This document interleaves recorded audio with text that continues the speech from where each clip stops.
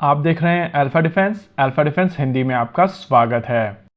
कल शाम को हम लोगों ने एक वीडियो किया था जहां पर हम लोगों ने रशिया के ऑफर के बारे में बात की थी। इस वीडियो के कमेंट सेक्शन में किसी ने मुझसे पूछा था कि इसका सोर्स क्या है।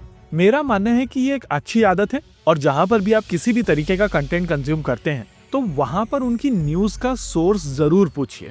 कल की हमारी न्यूज का सोर्स रोजोबोरॉन एक्सपोर्ट है, जो बेसिकली एक रशियन एजेंसी है जो एक्सपोर्ट देखती है। वैसे कल ये न्यूज सोशल मीडिया के ऊपर भी मौजूद थी, लेकिन लोगों ने इसको सही तरीके से इंटरप्रेट नहीं किया था। बहुत सारे लोगों की तरफ से इस न्यूज को लेकर कहा गया था कि भारत ने 50 Su-35 का ऑर्डर दे दिया है, लेकिन रियलिटी में ऐसा कुछ नहीं हुआ है। मैं यहाँ पर आपको क्लियर तरीके से बता देता हूँ कि भारत की तरफ से Su-35 का ऑर्डर नहीं दिया गया। वैसे मैं यहाँ पर आपको एक रिकमेंडेशन भी दूंगा कि जब भी आप सुनते हैं कि कोई एक फाइटर जेट का ऑर्डर दिया जा रहा है तो आप लोगों से पूछे कि किस बेसिस पर दिया जा रहा है। कोई RFI आपके पास में है, कोई RFP आपके पास में है, या एटलीस्ट एक्सेप्टेंस ऑफ नेसेसिटी आपके पास में है जिसके बेसिस में ये ऑर्डर दिया गया है।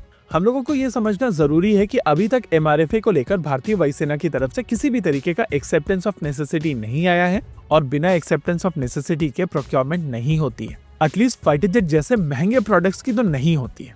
अच्छा, कल जो हम लोगों ने बातचीत की थी वो बेसिकली फाइटर जेट को लेकर जो ऑफर दिया जा रहा है उसको लेकर थी, लेकिन इन फाइटर जेट्स के साथ साथ इंजन को लेकर भी एक इंटरेस्टिंग ऑफर है जिसके बारे में बात करना जरूरी है। भारतीय वायुसेना के Su-30 MKI की अगर बात की जाए तो इनमें AL-31 FP इंजन का प्रयोग किया जाता है और ये इंजन इस समय भारत में बनाए जाते हैं।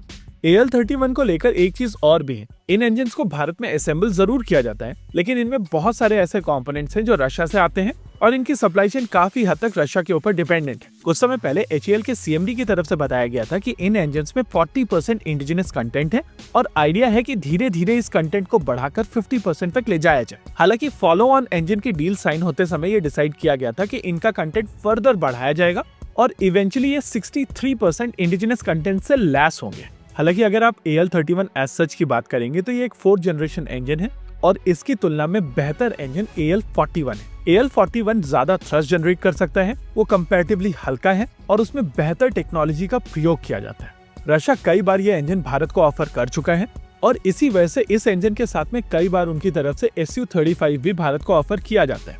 अगर आप चाइना को देखेंगे तो उनकी तरफ से सबसे पहले Su-27 अक्वायर किया गया था और फिर उसके इंडिजिनस वेरिएंट बनाए गए थे। उसके बाद में Su-30 अक्वायर किया गया था और उसके इंडिजिनस वेरिएंट बनाए गए थे। मोस्ट रीसेंट परचेज की अगर बात की जाए तो वो Su-35 की थी और इसी वजह से इसी तरीके का ऑफर रशिया भारत को देता रहता है।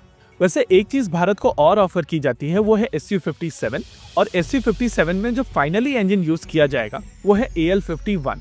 AL-31 और AL-41 के बीच में जो सबसे बड़ा डिफरेंस था वो मेटलर्जी का था, लेकिन अगर AL-51 की बात की जाए तो ये ऑल टुगेदर डिफरेंट इंजन है क्योंकि इसमें CMCs का प्रयोग किया जाएगा। इंटरेस्टिंग चीज ये है कि AL-51 में जो टेक्नोलॉजीज रशिया ने मास्टर की हैं, वो उन्हीं टेक्नोलॉजीज का प्रयोग करके कम थ्रस्ट वाले इंजन को भी बनाना चाहता है और ये जो इंजन बनाया जा रहा है वो प्रोजेक्ट 177S है।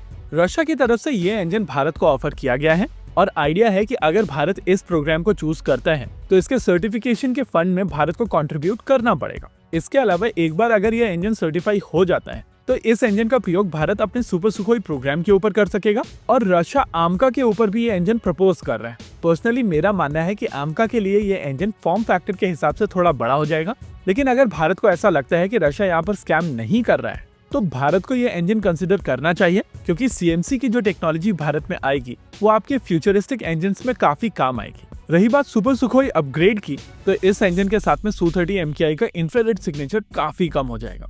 इसी के साथ आज के इस वीडियो में रखते हैं केवल इतना ही। वीडियो को अंत तक देखने के लिए धन्यवाद। देखते रहिए अल्फा डिफेंस। जय हिंद।